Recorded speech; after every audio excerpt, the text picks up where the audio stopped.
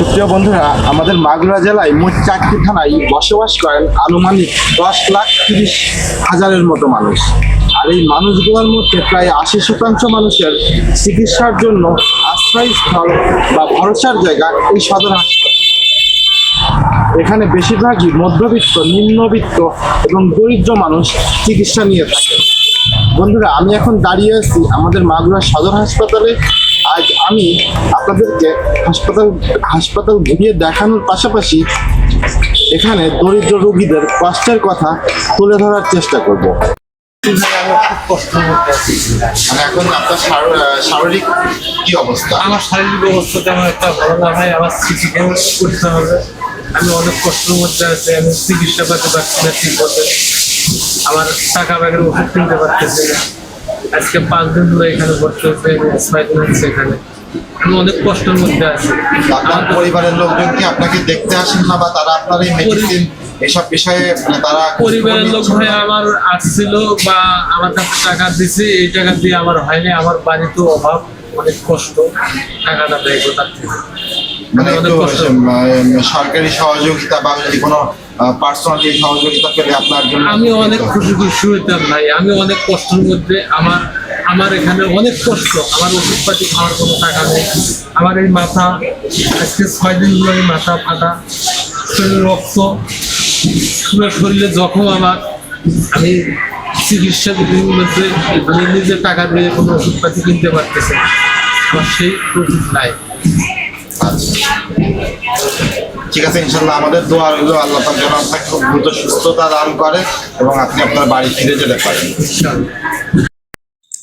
বন্ধুরা, মানুষ অসুস্থ হলে বেশিরভাগ সময় অনেক ভেঙে পড়ে। যে সকল রোগীর পরিবার তাদের রোগীকে অর্থ এবং সময় দিয়ে সহযোগিতা করতে না পারেন, তারা তখন পড়ে যান চরম দুর্ভোগে।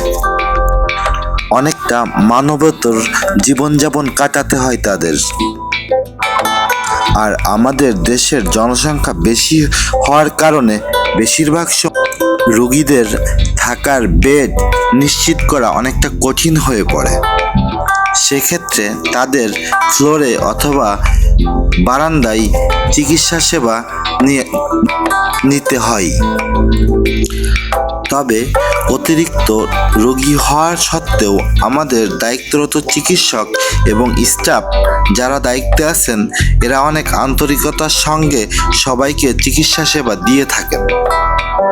প্রিয় বন্ধুরা, মাঝে মধ্যে তো এমন হয় বিভিন্ন সড়ক দুর্ঘটনায় আহত কিংবা মানসিক কোনো রোগী হাসপাতালে ভর্তি হয়ে থাকেন, যারা আসলে পারিবারিক কিংবা সামাজিক তেমন কোনো সাপোর্ট পান না।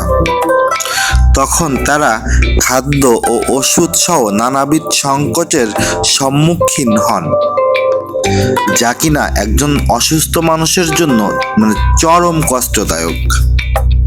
বন্ধুরা, আমাদের সমাজে এমন অনেক বিত্তবান মানুষ আছেন যারা বিভিন্ন ধর্মীয় প্রতিষ্ঠান সহ সামাজিক অনেক উন্নয়নে দান করে থাকেন।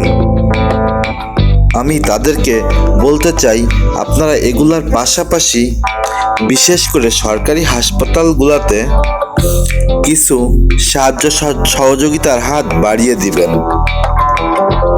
এবং খোঁজ খবর নিবেন। দেখবেন মনে আলাদা একটি প্রশান্তি পাবেন। আর ওদের পাশে বসলে অবশ্যই নিজেকে অনেক ভাগ্যবান মনে হবে, কারণ সুস্থতাই আল্লাহ তাআলার অনেক বড় একটি নেয়ামত।